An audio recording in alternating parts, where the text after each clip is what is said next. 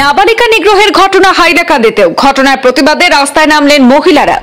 নারী নিগ্রহের ঘটনা করিমগঞ্জ তথা বর্তমান শ্রীভূমির পর এবার হাইলাকান্দি জেলাতেও ভিন্নধর্মী যুবক পাশবিক অত্যাচার চালানোর অভিযোগ নাবালিকার।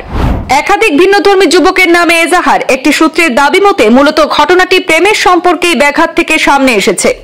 পুলিশ তদন্তে নেমে সরসপুর পুলিশ চৌকি এলাকার দুই যুবককে আটক করলেও গ্রেপ্তার করা হয়েছে এক যুবককে। আজ বৃহস্পতিবার হাইলাকান্দি সদর থানার অধীনস্থ সরসপুর পুলিশ চৌকি এলাকার 17 বছর বয়সী নাবালিকাকে ভিন্নধর্মী যুবক কর্তৃক পাশবিক অত্যাচার মামলার প্রতিবাদে আজ রাজপথ কাঁপিয়ে তুলেছেন মহিলারা। জানা গেছে, ভিন্নধর্মী যুবকের দ্বারা নাবালিকা অত্যাচারিত হওয়ার চাঞ্চল্যকর অভিযোগে গত মঙ্গলবার হাইলাকান্দি সদর থানায় একটি এজাহার দায়ের হয়েছে।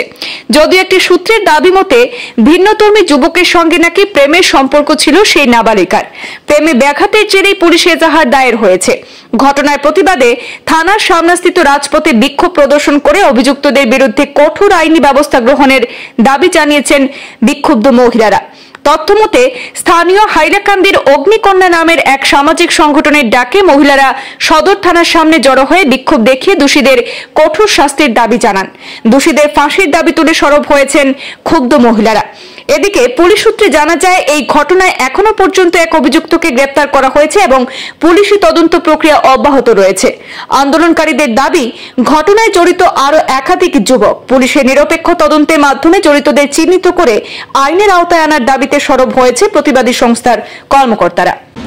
আমরা অগ্নিকন্যার পক্ষ থেকে আমরা আজকে এখানে এসেছি, কারণ কদিন আগে শ্রীভূমিতে যে ঘটনাটা ঘটেছে বা গেল পরশুদিন আমাদের পাশের গ্রামে যে ঘটনাটা একটা নাবালিকা মেয়েকে করা হয়েছে, এই ঘটনার প্রতিবাদে আমরা আজ সমবেত হয়েছি।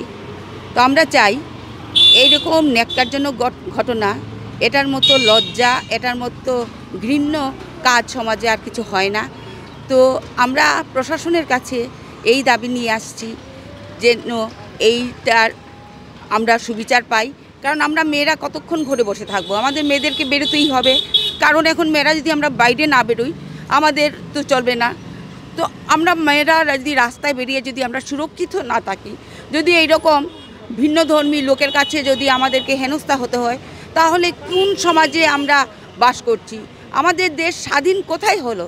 যে স্বাধীন ভারতে যদি আমরা মেয়েরাই স্বাধীন না হই, তো আমি প্রত্যেক ছেলের মা বাবাকে এটা বলবো যে ওরা যেন ওদের ছেলেদেরকে ছোট থেকে এমনভাবে গড়ে তোলে যাতে ভবিষ্যতে ওরা এই রকম ঘৃণ্য কাজ করতে সাহস না পায়।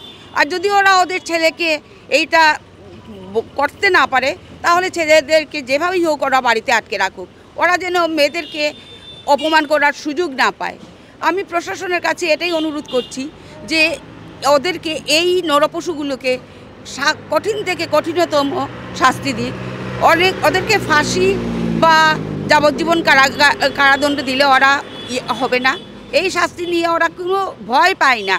ওদেরকে এমনভাবে শাস্তি দেওয়া উচিত যার জন্য ভবিষ্যতে আর এরকম ঘটনা করার কথা ভাবতে গেলে ওরা শিউরে ওঠে। আর ওদের পরিবারকে আমার মনে হয় ওদেরকে এই দেশ থেকে তাড়ানো হোক, কারণ এই সব ঘটনা করলে তখন আর ভবিষ্যতে আমার মনে হয় এই জিনিসগুলা আর হবে না।